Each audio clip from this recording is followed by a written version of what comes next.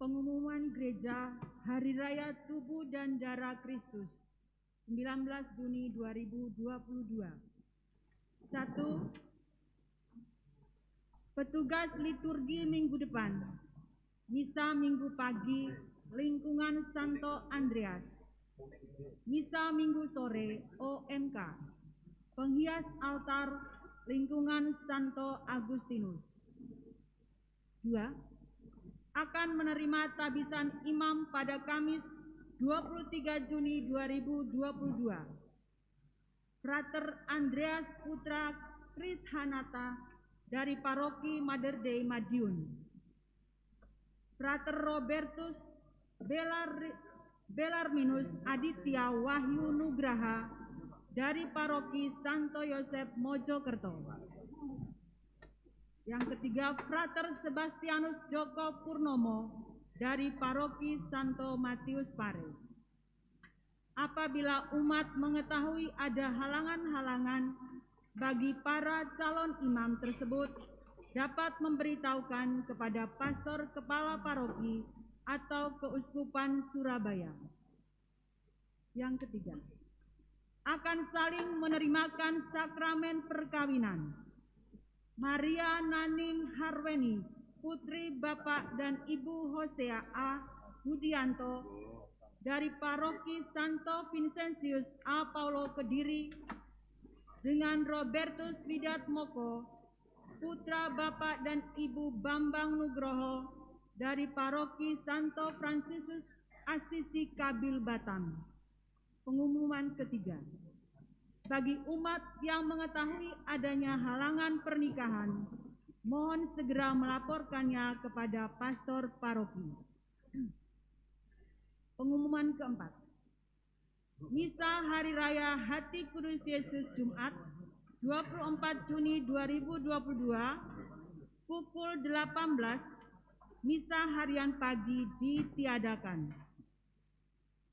PAPS Paroki Santo Vincentius A. Paulo Kediri membuka penerimaan anggota baru. Bagi para penerima komuni pertama, jika berminat dapat hadir pada pertemuan rutin PAPS pada Sabtu 2 Juli 2022 pukul 16.30 di Gereja Santo Vincentius A. Paulo. Untuk informasi lebih lanjut dapat menghubungi Saudara Tita. Pengumuman keenam. Komisi Kateketik Keuskupan Surabaya menyelenggarakan penyegaran pengetahuan iman tentang 7 sakramen bagi persekutuan umat lingkungan dan stasi untuk para pemandu pendalaman iman. Mulai tanggal 12 Juli 2022 sampai dengan 3 Oktober 2022 setiap pukul 19 sampai 21 melalui via Zoom. Untuk informasi pendaftaran dan keterangan lebih lanjut dapat menghubungi Bu Irin dan Pak Andi. Pengumuman ketujuh. Ketentuan mengikuti perayaan Ekaristi berlaku mulai Minggu 12 Juni 2022. Scan barcode Peduli Lindungi melalui HP di pintu gerbang gereja dan gerbang parkiran. Hijau, warna hijau diperbolehkan mengikuti perayaan Ekaristi. Warna merah dimohon kesadarannya untuk kembali ke rumah. Tidak memiliki aplikasi Peduli Lindungi, mengisi form yang sudah disediakan tim prokes paroki. Dan yang kedua, menunjukkan bukti telah vaksin minimal 2 kali. Keputusan mengajak anak-anak menjadi pilihan dan tanggung jawab orang tua masing-masing. Bangku gereja maksimal ditempati 3 orang. Menjalankan protokol kesehatan selama mengikuti perayaan Ekaristi. Pintu gerbang gereja dan parkiran ditutup 5 menit sebelum perayaan Ekaristi dimulai, agar petugas prokes juga mendapat kesempatan mengikuti perayaan Ekaristi secara penuh. Demikian pengumuman gereja minggu ini. Terima kasih atas perhatiannya.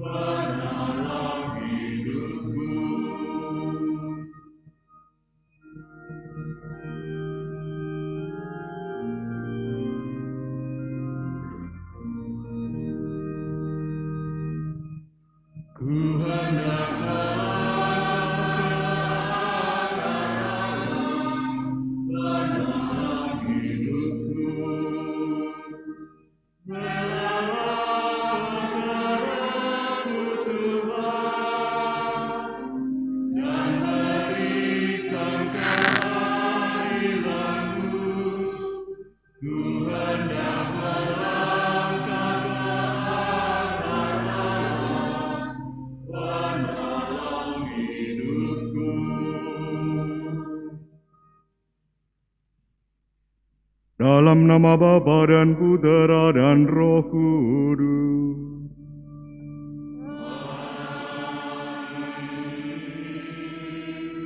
Tuhan bersamamu.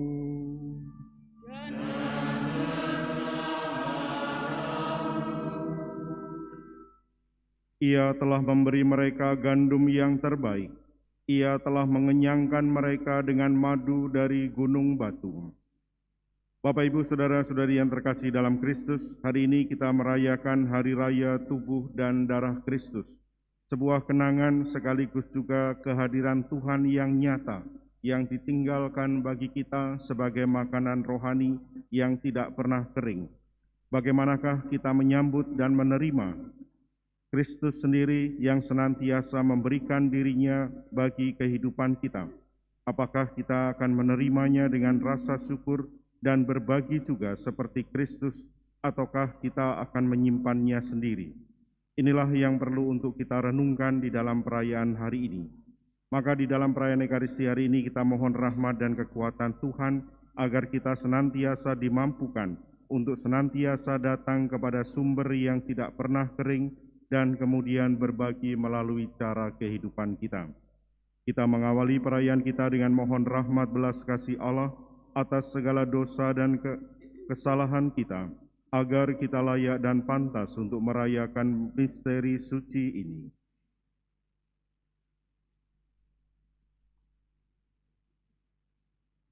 Kita ungkapkan tobat kita bersama-sama. Saya mengaku kepada Allah yang Maha Kuasa dan kepada saudara sekalian bahwa saya telah berdosa dengan pikiran dan perkataan, dengan perbuatan dan kelalaian.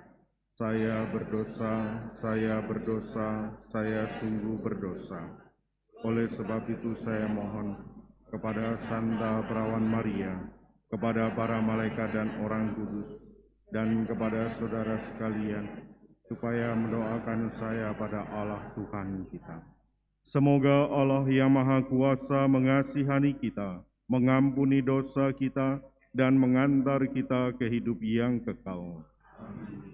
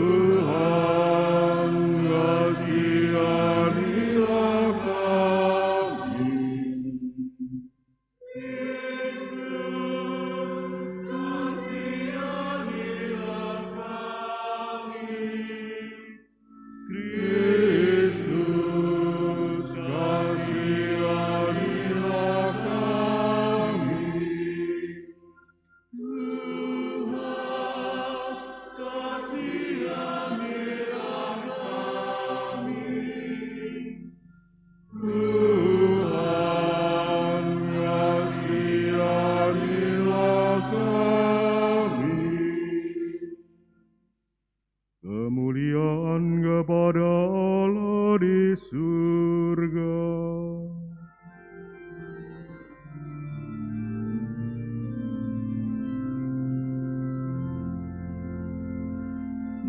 Dan damai di bumi kepada orang yang berkenan padanya. Kami memuji Dikau.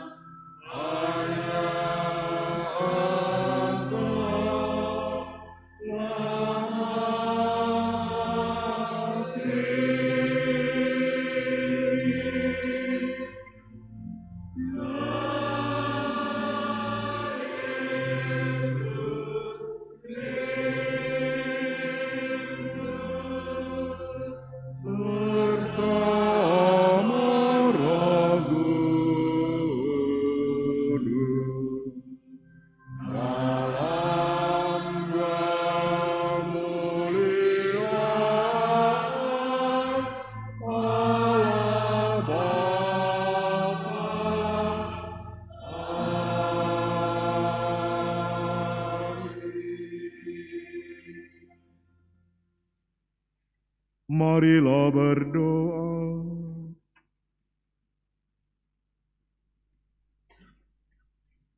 Intensi misa hari ini kita berdoa untuk Bapak Fransiskus Saverius Sukistiono, Aloysius Agustinus Ibnu, Bapak Stefanus Harjunadi, Ibu Theodosia Eti yang telah dipanggil Tuhan.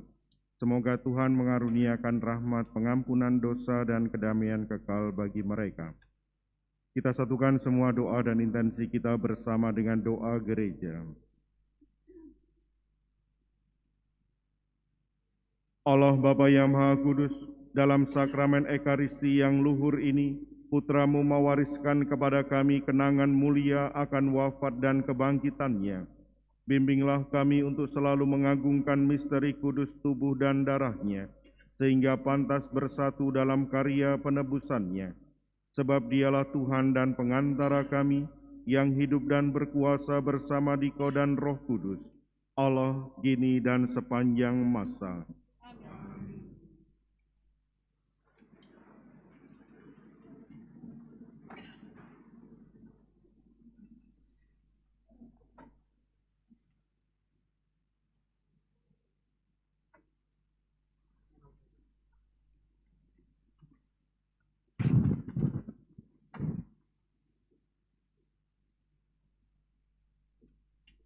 Pembacaan dari Kitab Kejadian. Melkisedek, Raja Salem, adalah seorang imam Allah yang maha tinggi. Ketika Abram kembali dari kemenangannya atas beberapa raja, Melkisedek membawa roti dan anggur, lalu memberkati Abram, katanya, "Diberkatilah kiranya Abram oleh Allah yang maha tinggi, pencipta langit dan bumi, dan terpujilah Allah yang maha tinggi, yang telah menyerahkan musuh-musuhmu ke dalam tanganmu." Lalu Abram memberikan kepada Melkisedek 1/10 dari semua jarahannya. Demikianlah sabda Tuhan.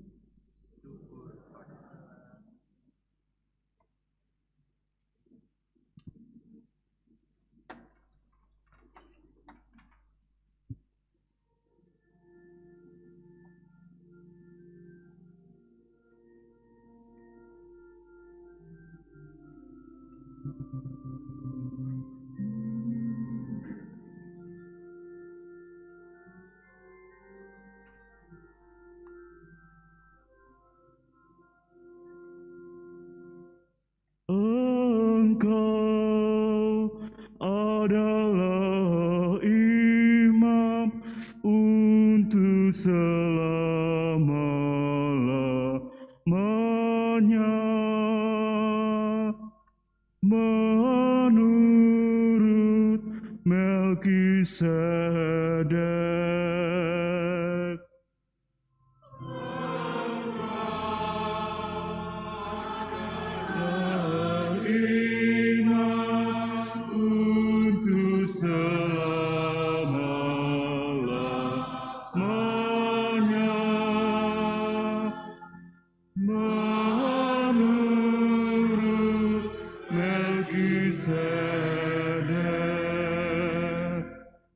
Beginilah firman Tuhan kepada Tuanku, duduklah di sebelah kananku, sampai musuh-musuhmu ku buat menjadi tumpuan kakimu.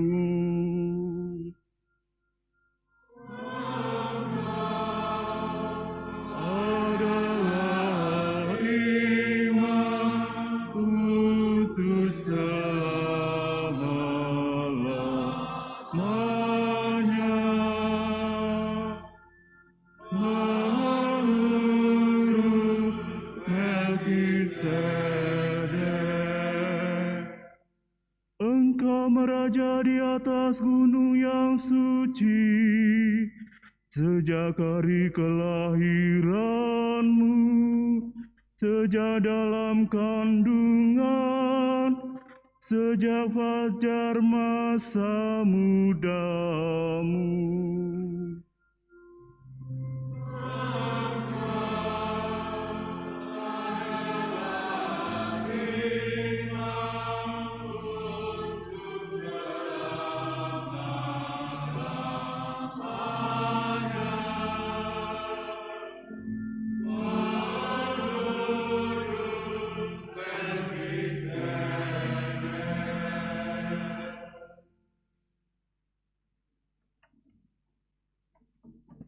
Pembacaan dari surat pertama Rasul Paulus kepada jemaat di Korintus.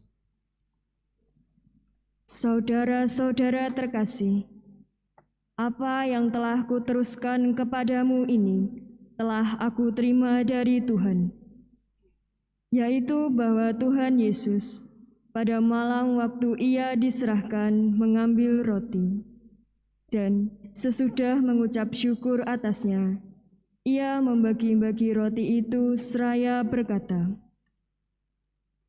"Inilah tubuhku yang diserahkan bagimu. Perbuatlah ini untuk mengenang daku." Demikian juga Ia mengambil cawan. Sesudah makan lalu berkata, "Cawan ini adalah perjanjian baru yang dimeteraikan dalam darahku. Setiap kali kamu meminumnya, perbuatlah ini untuk mengenang daku. Sebab setiap kali kamu makan roti ini dan minum dari cawan ini, kamu mewartakan wafat Tuhan sampai Ia datang." Demikianlah sabda Tuhan.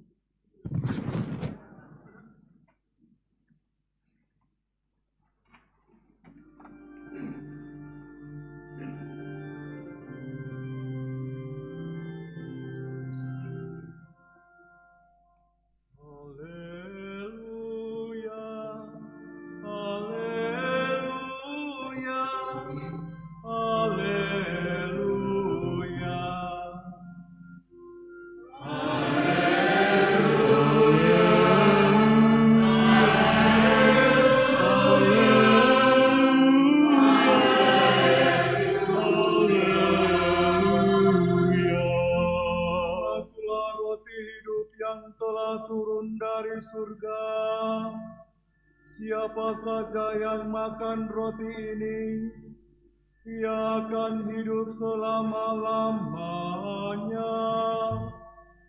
Dan roti yang kuberikan itu ialah dagingku yang akan kuberikan untuk hidup dunia.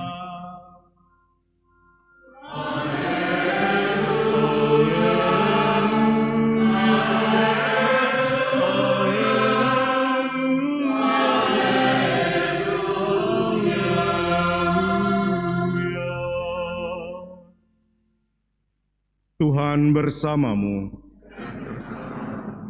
Inilah Injil suci menurut Santo Lukas.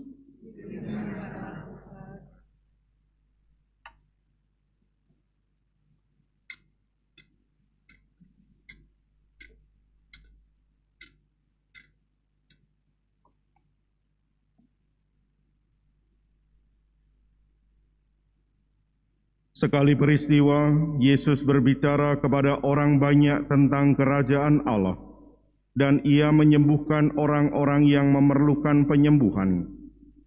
Pada waktu hari mulai malam, datanglah ke-12 murid kepada Yesus dan berkata, "Suruhlah orang banyak itu pergi, supaya mereka pergi ke desa-desa dan kampung-kampung sekitar ini untuk mencari tempat penginapan dan makanan. Karena di sini kita berada di tempat yang terpencil." Tetapi Yesus berkata kepada mereka, "Kamu harus memberi mereka makan." Mereka menjawab, "Yang ada pada kami tidak lebih dari 5 roti dan 2 ikan, kecuali kalau kami pergi membeli makanan untuk semua orang banyak ini. Sebab di situ ada kira-kira 5.000 orang laki-laki." Lalu Yesus berkata kepada murid-muridnya, "Suruhlah mereka duduk berkelompok-kelompok, kira-kira 50 orang setiap kelompok." Murid-murid melakukannya dan menyuruh semua orang banyak itu duduk. Yesus mengambil 5 roti dan 2 ikan itu, lalu menengadah ke langit dan memberkati, kemudian memecah-mecahkan roti itu dan memberikannya kepada para muridnya, supaya dibagi-bagikan kepada orang banyak. Mereka semuanya makan sampai kenyang. Lalu dikumpulkan potongan-potongan roti yang lebih sebanyak 12 bakul. Demikianlah sabda Tuhan. Terpujilah Kristus.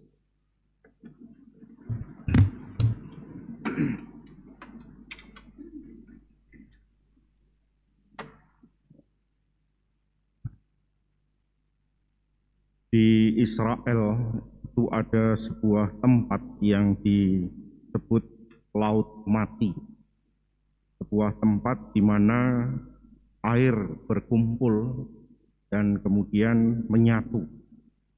Demikian luasnya sampai kemudian disebut laut. Tapi kemudian ada sebuah ungkapan bahwa sebutan Laut Mati itu sebagai sebuah tanda atau ciri khas dari tempat itu. Air yang terkumpul karena tidak mengalir lagi kemana-mana, kadar garamnya kemudian menjadi sangat tinggi. Begitu tingginya sampai tidak ada ikan yang bisa hidup di dalamnya.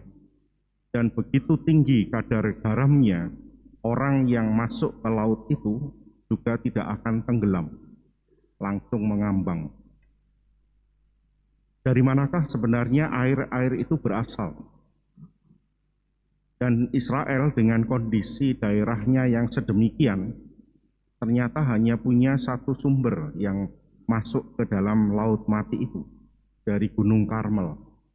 Dari sumber air di Gunung Karmel, air mengalir sampai ke Laut Mati. Tetapi di dalam aliran itu, sebelum sampai ke sana, ada sebuah tempat juga yang kita kenal dalam kisah kitab suci, Danau Genesaret. Danau Genesaret juga menerima aliran sumber air yang sama. Tetapi dari danau itu masih dilanjutkan lagi.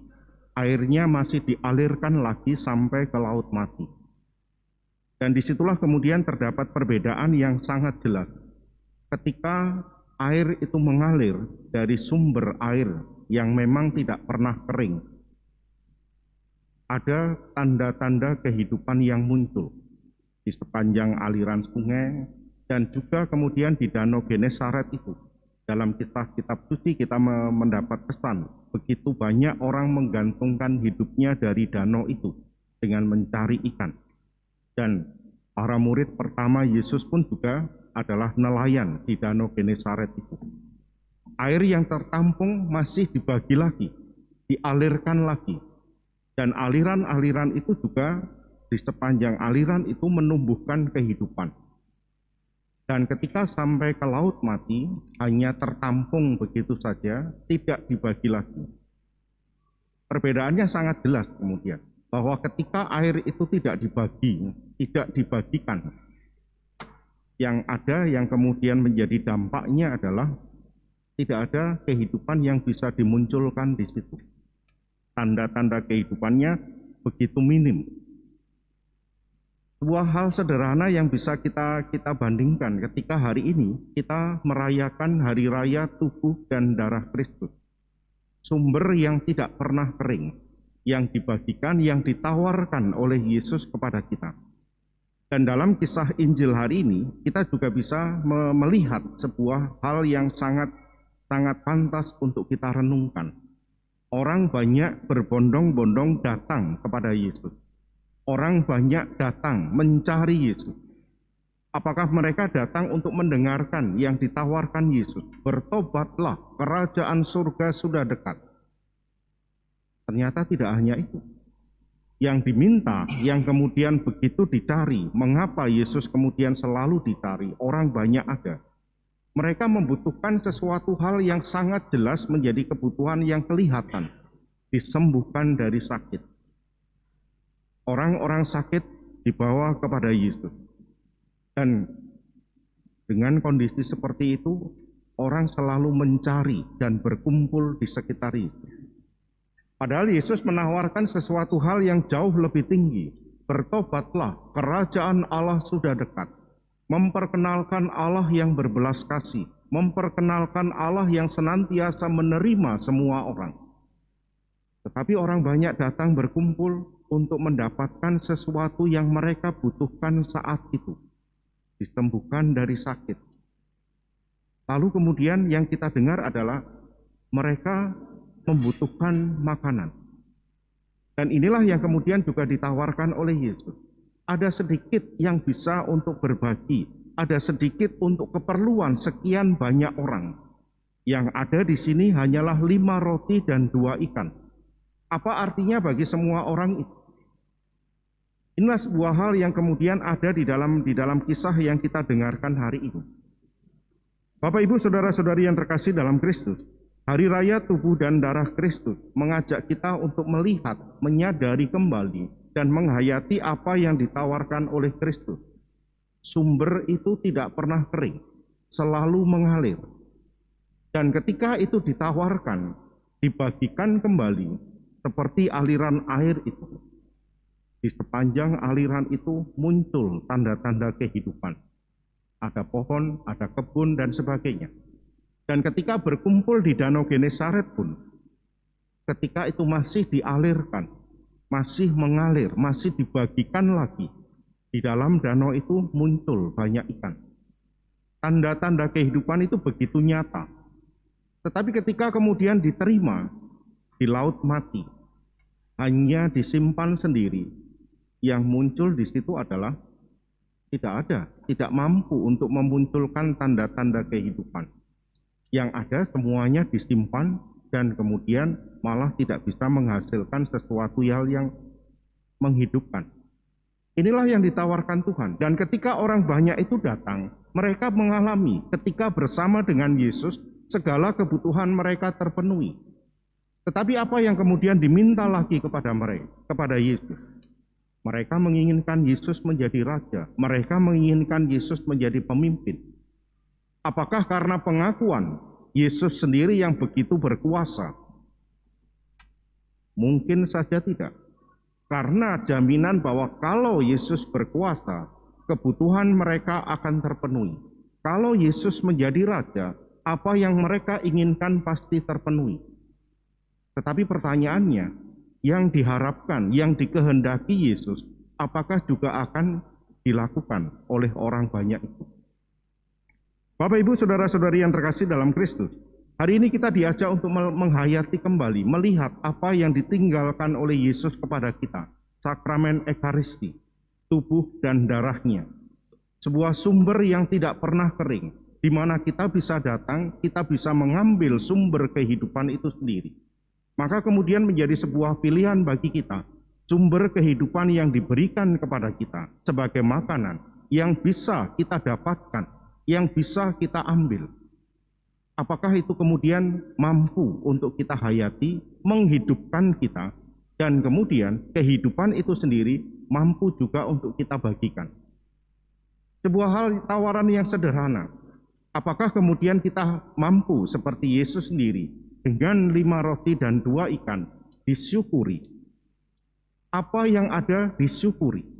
Dan syukur itulah yang menumbuhkan kebahagiaan. Dan dengan bahagia kemudian rasa syukur itu dibagikan, dibagi-bagikan. Dan ternyata terbukti, apa yang dibagikan tidak akan pernah kekurangan, bahkan senantiasa ada kelebihannya.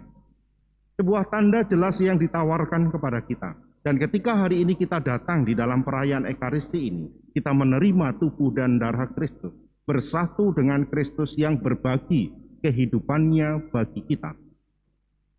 Kehidupan yang kemudian kita terima, apakah hanya akan kita simpan sendiri, ataukah masih akan kita alirkan lagi? Mampukah kita meneladan Yesus sendiri, yang senantiasa mensyukuri apa yang ada, dan rasa syukur yang ada itulah yang kemudian dibagikan.